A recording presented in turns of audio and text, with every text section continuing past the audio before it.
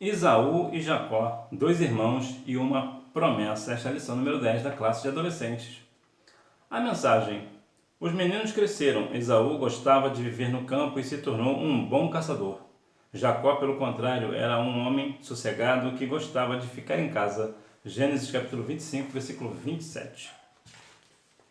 Vamos descobrir. Apesar de gêmeos, os filhos de Isaque e Rebeca eram bem diferentes. As diferenças não eram apenas físicas, elas eram notórias também em suas escolhas. Além disso, havia preferência por parte dos pais. A mãe preferia Jacó, já o pai preferia Esaú. Olha que curioso. Irmãos gêmeos, mas com pensamentos completamente diferentes. Por quê? Porque cada um é um. Todos nós somos indivíduos completamente diferentes, ainda que sejamos gêmeos. Somos diferentes. Então vejamos aqui a questão de que não era só uma diferença física, né? Que sim, apesar de ser gêmeos, também eram físicos. Por exemplo, um era peludo e o outro não. E também eram notórias as suas escolhas. As escolhas eram diferentes, as formas eram diferentes. E até também na questão da preferência dos pais, cada um preferia um ou o outro. Então veja que aqui é alguma questão para a gente pensar, que é a questão de por que o pai gostava mais de um e a mãe gostava mais do outro. Já já você saberá o porquê. Hora de aprender a história de Esaú e Jacó. Os gêmeos que lutavam no ventre. Rebeca, curada da esterilidade depois da oração insistente do seu esposo Isaque, estava grávida de gêmeos. Na barriga dela, os filhos lutavam um contra o outro. Ela não sabia, mas a luta do ventre já era um indicativo do que aconteceria com os irmãos. Parece que esse negócio de irmãos, parece que é assim, né? Existe uma briga um dia sim e o outro também, né? E parece uma coisa mais acirrada, desde o ventre eles tinham essa diferença, né? Tu vê, né? A gente falando de gêmeos e falando de diferença de gêmeos. Diferença, aquilo já era ali um prenúncio de como seria a vida de ambos, né? Então você vê que algumas coisas já acontecem desde o ventre, né? O nascimento dos filhos de Isaque. Deus falou a Rebeca que de seu ventre saíram duas nações, dois povos. O filho primogênito foi chamado de Esaú e o outro Jacó. O nascimento deles era motivo de alegria para Isaque, pois o nascimento de gêmeos era fruto da cura maravilhosa de Rebeca. Rebeca era estéril, ou seja, ela não podia ter filhos, mas Isaque orou ao Senhor, o Senhor atendeu a oração de Isaque e Rebeca deu filhos gêmeos, que no caso Esaú e Jacó. O primogênito aqui, que no caso foi Esaú, primogênito é aquele que nasceu primeiro, no nosso caso, né, que nós chamamos aqui é o famoso mais velho, né, o irmão mais velho. O irmão mais velho ele é o primogênito, ou seja, ele é o primeiro. E a questão da primogenitura, que é importante notar, que na época, aquele que é primogênito, aquele que nasceu primeiro, ele tinha muitas vantagens, inclusive econômicas, né, financeiras, né? Ele tinha uma porção melhor, ele recebia mais da herança dos pais, né, do pai. Né? Gêmeos, porém diferentes. Esaú e Jacó eram gêmeos, ainda assim eram muito diferentes. Esaú gostava de campo, tinha prazer em ter contato com a natureza, tornou-se habilidoso caçador. Ele tinha armas de caça e certamente sabia fazer armadilhas para capturar suas presas. Era o mais amado por Isaque. Jacó, por outro lado, gostava do sossego do lar. Ficava em casa, perto da mãe e dos empregados. Ele era o preferido de Rebeca. Lembra que eu te falei por que ambos gostavam mais de um do que do outro? Vou te falar o porquê. Presença.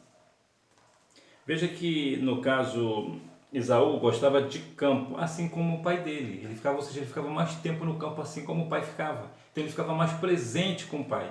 Então, como o pai via a presença sempre ali, no caso de Esaú, tem mais afinidade. Diferente de Jacó. Jacó não ia para casa, Jacó ficava em casa. Quem ficava em casa? A mãe. E, no caso, os empregados. Então, Jacó, no caso, ele tinha mais presença com a mãe via mais Jacó do que Esaú. Então é notório, de modo geral, é claro, existem exceções, mas de modo geral, nós gostamos mais, nós temos mais afinidade com aquela pessoa que nós vemos mais, aquelas pessoas que são mais presentes, aquelas pessoas que está sempre nos momentos alegres ou tristes, aquela pessoa está ali. Então você tem uma tendência a gostar mais dessa pessoa, que é a questão da exposição, né? A pessoa fica mais exposta para outra. Então, de modo geral, é por isso que geralmente a filha é mais puxada com a mãe e o filho é mais puxado com o pai, porque a filha fica mais presente com a mãe e o filho é mais puxado com o pai, né? Entretanto, existe, claro, muitas exceções. Não conheço muitas exceções de que as meninas, geralmente as filhas ficam mais agarradas com o pai, né? Diferente. Então você vê aqui que é a questão da presença. O que isso traz para nós? Nós devemos ser presentes tanto na vida do nosso pai, tanto também da nossa mãe. Nós, no caso aqui, né? Nós podemos sair para caçar, mas também não vamos deixar de ficar em casa. Vamos ficar com a nossa mãe. Vamos ficar com a nossa mãe em casa e também vamos ficar com o nosso pai no campo, no trabalho, né? No cotidiano. Porque saber dividir o nosso tempo.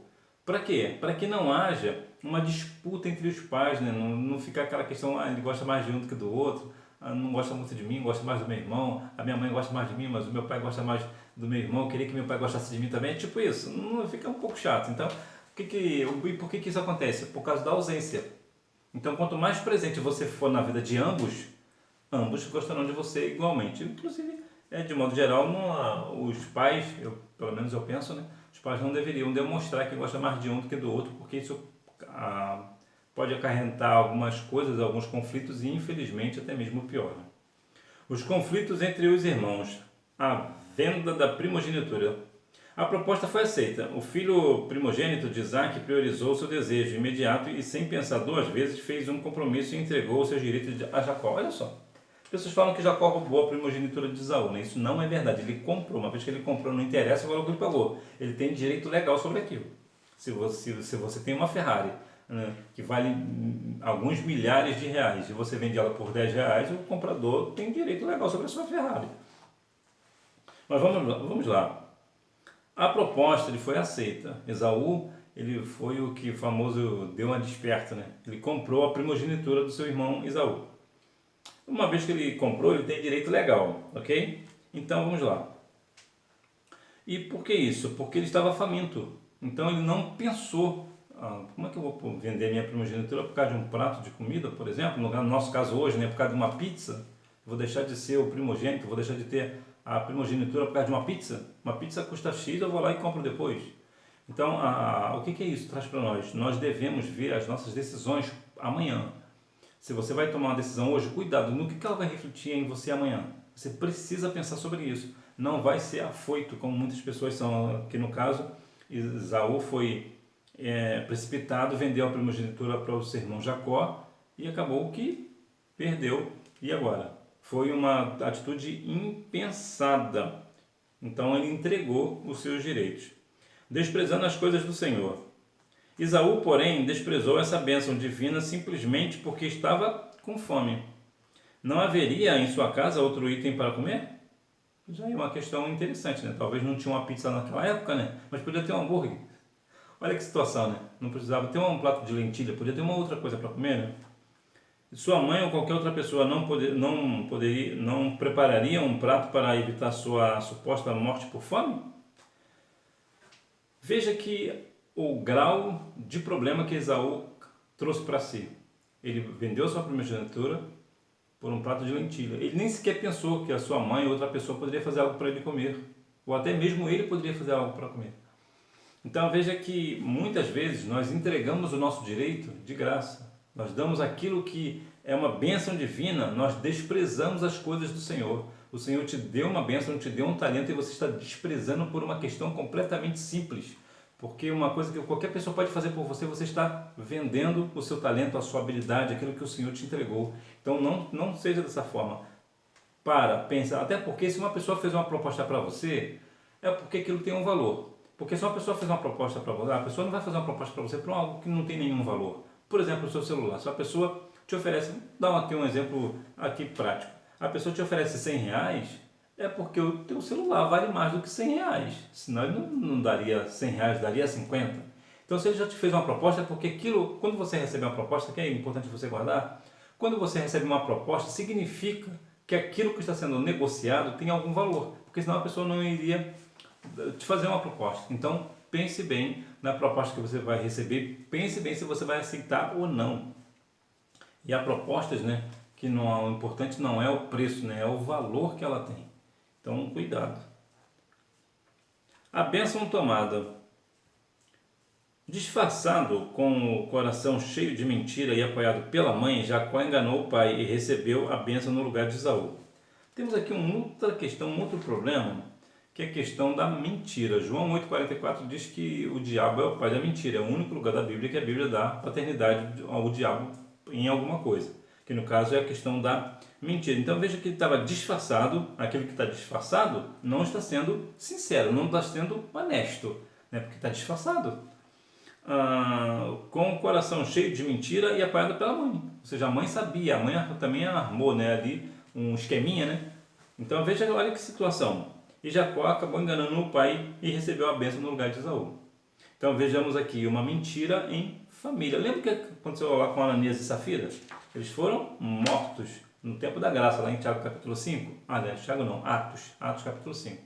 Então veja que nós devemos ter muito cuidado para que nós não venhamos a agir com mentiras para poder ter aquilo que nós queremos. Ainda que você perca aquilo que você quer, fale a verdade, não minta. Dói em algumas situações, você será punido por isso, mas você precisa estar firme na verdade. Lembra que Jesus falou, eu sou o caminho, a verdade e a vida, e ninguém vem ao Pai senão por mim. Se Jesus é a verdade, nós somos seguidores de Cristo, nós também devemos falar com a verdade. A mentira não é coisa de Deus. Quem é de Deus não vive uma vida de mentira.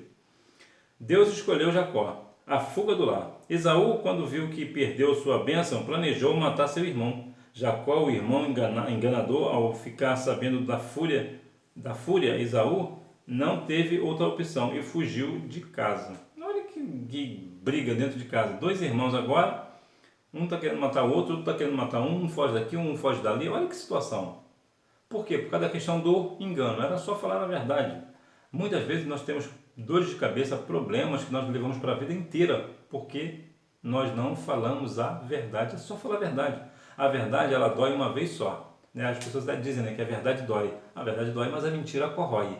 A mentira, ela corrói. Toda vez que você conta uma mentira e alguém sabe daquela sua mentira, aquilo vai corroendo a pessoa que você ama.